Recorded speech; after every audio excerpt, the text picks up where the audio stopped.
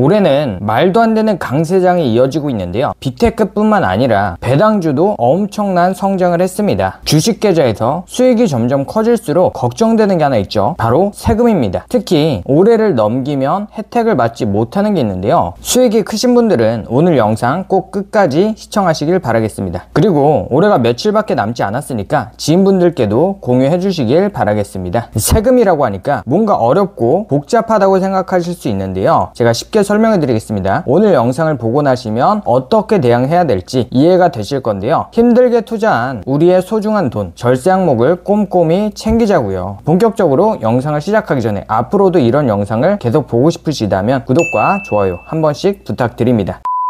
요즘 세금과 관련된 기사들을 보면요, 미국 주식 대박에 양도세 폭탄 맞게 됐다, 이런 기사들 접하셨을 겁니다. 이건 다른 사람 이야기가 아니라 수익을 내고 있는 우리들의 이야기입니다. 미국 주식 투자로 수익 낸 돈 아끼는 방법을 하나씩 풀어보도록 하겠습니다. 미국 주식 절세하는 방법은 크게 세 가지가 있습니다. 손익통산, 비과세, 부부증여가 있는데요. 내 수익에 따라 플랜이 다를 수가 있습니다. 우선 양도소득세가 무엇이고 얼마의 세금을 떼어가는지 정확히 알아야겠죠. 예를 들어 보겠습니다. 테슬라에 1000만원 투자해서 500만원의 수익이 발생했다고 가정을 해보면요, 세금은 수익에서 징수되기 때문에 500만원에서 시작하게 됩니다. 처음에는 250만원 비과세 혜택만큼 빼주고요, 그 다음에 남은 수익에서 22% 적용이 됩니다. 우리가 내야 될 세금은 55만원이 되는 건데요, 500만원을 벌었는데 55만원 내면 아깝다는 생각이 들 수가 있습니다. 이걸 줄이는 방법을 지금부터 하나씩 알아볼게요. 첫 번째, 손익통산이 있습니다. 쉽게 이야기하면 마이너스 난 종목을 함께 매도해서 수익과 손실을 상쇄시키는 건데요. 앞에서 테슬라 수익 500만원이 발생했을 때 세금 55만원 내야 된다고 말씀드렸죠. 여기서 엔비디아로 투자했는데 마이너스 500만원이 발생한다면 그럼 매도하게 되면 수익과 손해가 0원이 되는 거죠. 그럼 전체 계좌로 봤을 때 우리의 수익은 0원이라서 내야 될 세금이 없어지는 겁니다. 손익통산을 해보려면 내가 내야 될 양도소득세가 얼마인지부터 알아야겠죠. 1월부터 지금까지 매도한 종목이 많을수록 정리된 내용을 꼭 확인해 보셔야 됩니다. 증권사에 보시면 해외 주식 항목에서 양도세라는 탭이 있죠. 이걸 눌러보시면 내가 얼만큼 수익 실현했는지, 양도세가 얼마인지 알아볼 수가 있습니다. 키움증권을 가지고 말씀드려 볼게요. 계좌별로 혹은 전체 계좌를 볼 수 있게 되어 있는데요. 그런데 키움증권은 양도소득 산출액 계산할 때 250만원을 공제하는 걸 제외하고 그냥 22%가 적용되고 있습니다. 실제 양도소득세를 계산할 때는